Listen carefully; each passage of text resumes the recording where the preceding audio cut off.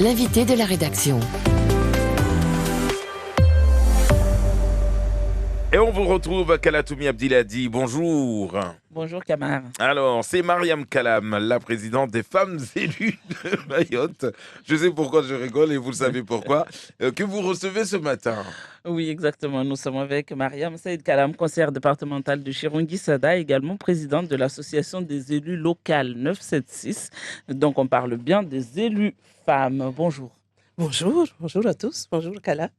Merci d'être avec nous ce matin. Nous sommes le 25 novembre, journée internationale de lutte contre les violences faites aux femmes, les violences parce qu'on parle de violences physiques, psychologiques, économiques, numériques aussi, alors sans forcément commune mesure, mais est-ce que la politique est violente envers les femmes? Bien sûr, la politique est violente tout court.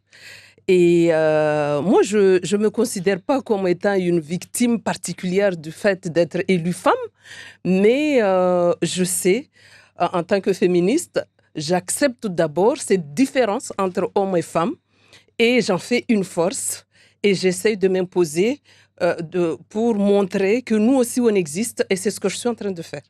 Vous dites, en tant que féministe, c'est vrai que ces derniers temps, ce mot, parfois, les femmes ont du mal à dire qu'elles sont féministes. Vous le revendiquez? Bien sûr, mais féministe, je ne revendique pas la mise en avant de la femme.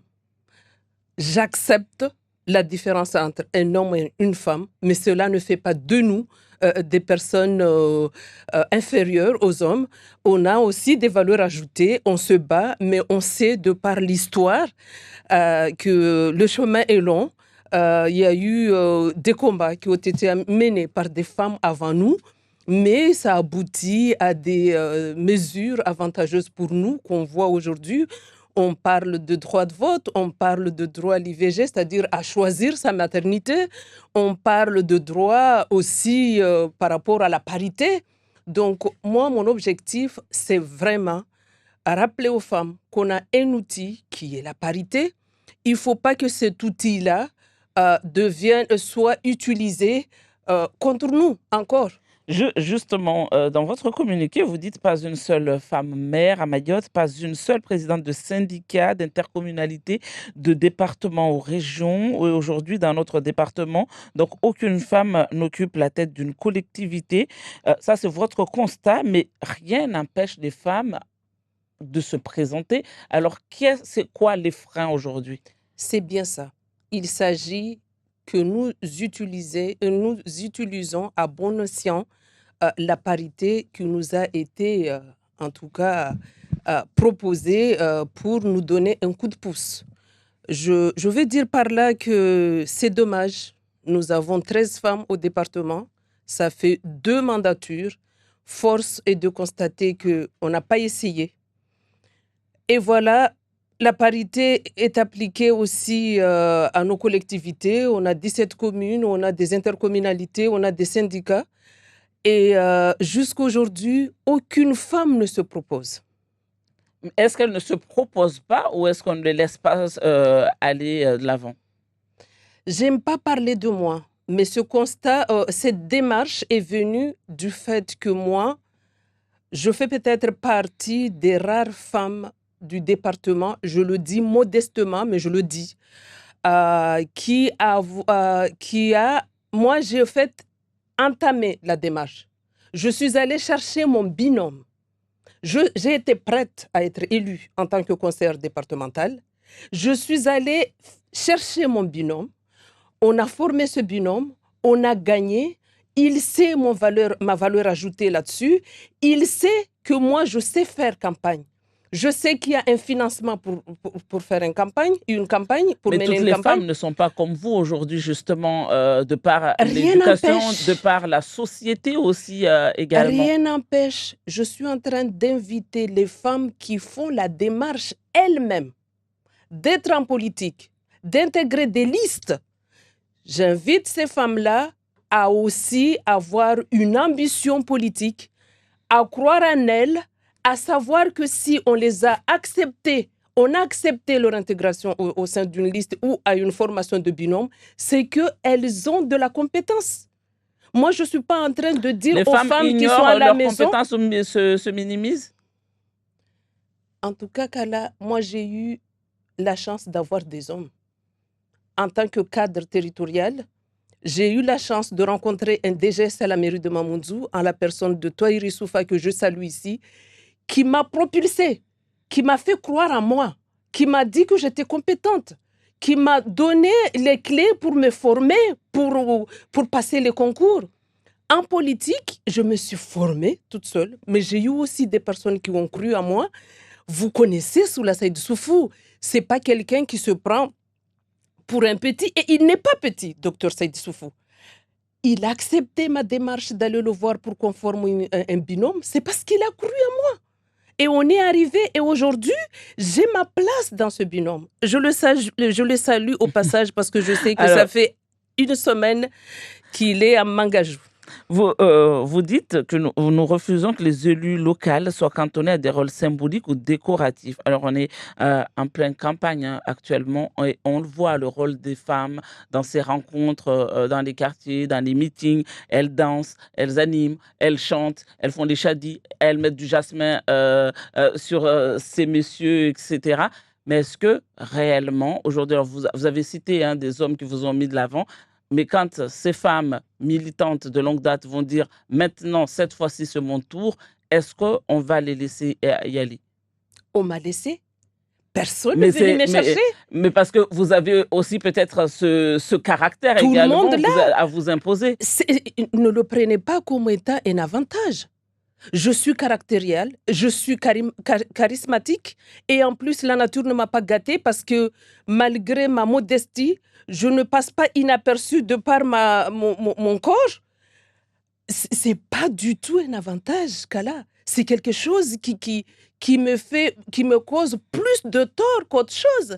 Mais je crois en moi. Je sais pourquoi les gens me détestent, par exemple, si jamais c'est le cas. Et j'avance. Et j'ai raison de croire en moi parce que j'accomplis quelque chose sur ce territoire dont j'en suis fière en tant que fille de ce territoire qui a reçu beaucoup. Mes études ont été financées par le département de Mayotte en tant que Est-ce que du fille coup, le venue. travail, justement, c'est pas ça, en fait, arriver à faire en sorte que toutes les filles ont ce déclic que vous avez et que ça soit dans l'éducation des femmes, des filles, dès le départ, dès le berceau, qu'on élève nos filles comme nos garçons? C'est ma démarche. Ma démarche, et je ne peux pas dire que c'est apolitique.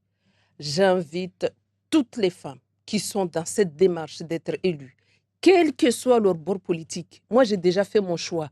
Donc, ces femmes-là, je respecte leur choix. Qu'on vienne partager, qu'on se fasse des échanges de pratiques, qu'on vienne partager nos vécus, qu'on vienne s'encourager parce qu'on a de la compétence et on peut gouverner ce pays autant que les hommes. Et il y a des exemples, on les voit. Est-ce que c'est possible aujourd'hui justement de se retrouver dans une association pour des personnes qui viennent de différents bords politiques et de mettre de côté son parti politique? Parce qu'on a l'objectif de venir se former, on a l'objectif de s'informer, on a l'objectif de s'encourager, on a l'objectif d'acquérir des outils qui nous permettent, nous, d'aller nous imposer auprès de nos partis politiques, d'aller nous imposer auprès des collectivités où on sera élu. Cette problématique, ça ne concerne pas que Mayotte. Hein. On le voit là, on a vu des reportages hier encore sur le national où on voit dans les petites communes notamment, la difficulté d'avoir des listes paritaires parce que les femmes n'ont pas le temps forcément de s'engager aussi en politique, parce qu'il faut le dire, la société est telle qu'elle est aujourd'hui, que entre la vie active, la vie familiale, etc., l'engagement politique, beaucoup n'arrivent pas à se permettre ce temps-là. C'est pas une question de se permettre. Quand on a la possibilité de vivre nos ambitions. On a des hommes aussi qui sont chefs de famille au sein de nos foyers. Tous les hommes ne sont pas comme peut-être votre conjoint peut l'être. Hein? Je le salue au passage. C'est vrai que c'est un homme formidable, mais il a le défaut d'être un homme. Tous les hommes ont Voilà. Moi, je suis en train de dire que quand on a fait la démarche d'être élu, d'intégrer une liste, de vendre ses idées auprès de la population, Le minimum, c'est qu'on se doit de respecter cette population et de s'engager euh, pour la mission à laquelle on a été convié. Là, ces femmes, on est tous sur la route actuellement. Moi, je ne suis pas sur la liste, mais je suis engagée aussi auprès des candidats. Une fois élu, il ne faut pas que je dise, au fait, ces candidats-là ne m'écoutent pas. Non, il faut oser. Et les Mahorais nous font confiance. Souvenez-vous, j'ai été élue suite à au partiel de 2022. Ça veut dire que j'ai estimé qu'en 2021, mes droits ont été bafoués. Je l'ai estimé, j'ai saisi la justice, il m'a donné raison. Et c'est comme ça qu'on fait avancer la démocratie. Et je suis sûre que cette action menée en 2021 va permettre à d'autres, pour les élections à venir, de faire valoir à leurs droits parce qu'ils croient en la justice. C'est un moment de déclic. Il faut que chacun de nous apporte sa pierre à l'édifice pour que la démocratie soit enfin installée sur ce territoire. Est-ce qu'aujourd'hui, du coup, au sein de l'association, toutes les femmes élues à Mayotte y sont ou pour le moment, c'est laborieux? Malheureusement, l'association a vu le jour là en pleine période électorale. Je l'ai déclaré. J'ai débrayé de moi-même pour respecter les gens. Là, je suis en campagne d'adhésion. Beaucoup de personnes viennent, adhèrent, m'appellent. Et on va vivre, Inch'Allah, notre première assemblée générale, le lendemain des élections. Et ça sera un moyen pour que chaque femme vienne demander des informations, demander des outils pour mieux vivre son mandat. Chacun ira là. C'est une expérience. Je viens de Paris, là j'ai passé 48 heures à Paris et j'ai pris part à une conférence aussi où les femmes que nous voyons, que nous adulons, des ministres, nous partagent leur vécu et leur parcours chaotique pour arriver là, mais avec un peu de volonté, mais surtout la volonté de servir la population qui vous a fait confiance. Je suis sûr que vous l'avez sans doute remarqué, hein, parce qu'on est en pleine campagne et que vous êtes très engagé. Vous avez vu les différentes têtes de liste déjà présentées un peu partout. Il y a très peu de femmes. C'est pas une religion, la tête de liste. On a des têtes de liste, on a très peu de femmes.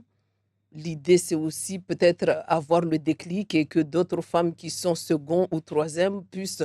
Moi, je ne suis pas en train de mettre en concurrence les hommes et les femmes.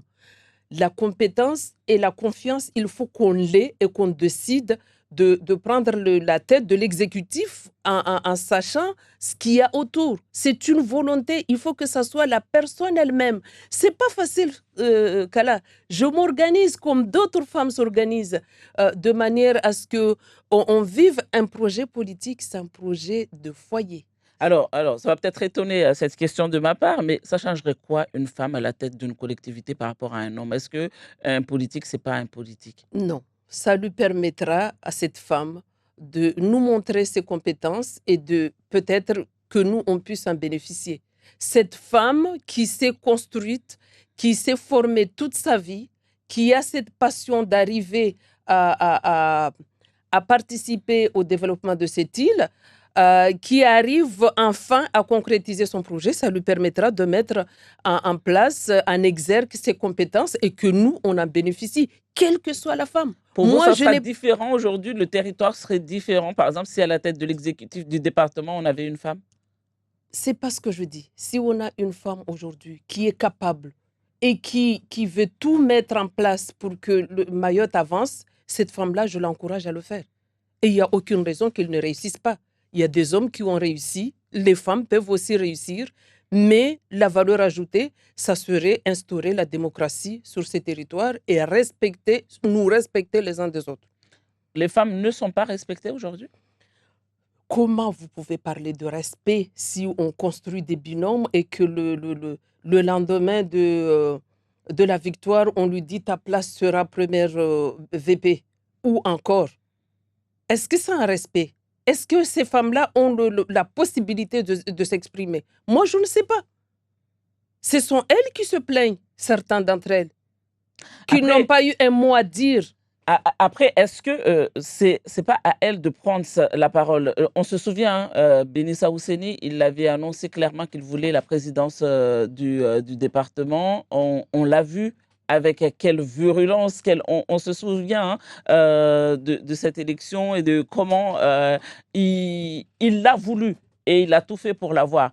Est-ce qu'aujourd'hui, les femmes ont ce caractère-là également en politique de dire je le veux et je vais l'avoir? C'est un très bon exemple que vous prenez. En 2021, j'étais autant engagée sur le terrain en tant que candidate. Je ne voulais pas être présidente du département. Je ne me suis pas affichée avec l'ambition de présidente. Je m'étais donné l'ambition de vivre ma campagne de manière à ce que je puisse m'imposer pour un poste de responsabilité au département, un poste stratégique qui me permet de mettre en exergue mes compétences, en tout cas au service de la population. Mais j'étais pas prête, ou je voulais pas, en tout cas en ce moment-là, pour diverses raisons, le poste de l'exécutif du département. Je ne l'ai pas affiché. Je ne suis pas en train de dire à une femme, prenez la tête de l'exécutif, même si ces femmes-là ne sont pas prêtes ou ils ne veulent pas. Je suis en train d'inviter Que celles les qui femmes. le veulent le fassent savoir. Que celles qui le veulent prennent confiance en eux, qu'on se soutienne de manière à ce qu'ils le fassent. Se soutenir ne veut pas dire que je laisse ma conviction politique, mon parti politique, pour la soutenir en tant que femme. Non. La compétence en politique, avoir le pouvoir, c'est aussi savoir l'arracher, savoir fédérer autour de soi pour qu'on soit élu. Si la personne, en tant que femme, a réussi à me convaincre pour épouser ses idées et lui donner mon bulletin à l'exécutif du département, pourquoi pas? Et là, on en vient à la violence du monde politique. On entend tous ce qui se dit, ce qui peut se dire sur ces femmes très engagées politiquement. Et certaines, finalement, leur vie de couple n'y survit pas non plus. Malheureusement, moi, je ne rentre pas dedans parce que pour moi, la politique est un projet de couple. Comme un projet d'avoir des enfants, comme un projet d'éduquer ses enfants, comme un projet d'intégrer des postes à responsabilité. Moi, je l'ai fait pendant 15 ans. J'étais sur des postes à responsabilité. J'étais toute jeune, amoureuse à bloc et maman des enfants. Pourtant, j'ai su gérer ça au fond de mon foyer et tout le monde le fait. Je ne suis pas exceptionnelle. Vous l'avez dit, vous avez un mari formidable. Aussi, mais il a le défaut d'être un homme. Sinon, ça ne serait pas votre mari, ce n'était pas un homme. C'est ça. Merci beaucoup, Mariam Saïd Kalam, pour cet entretien.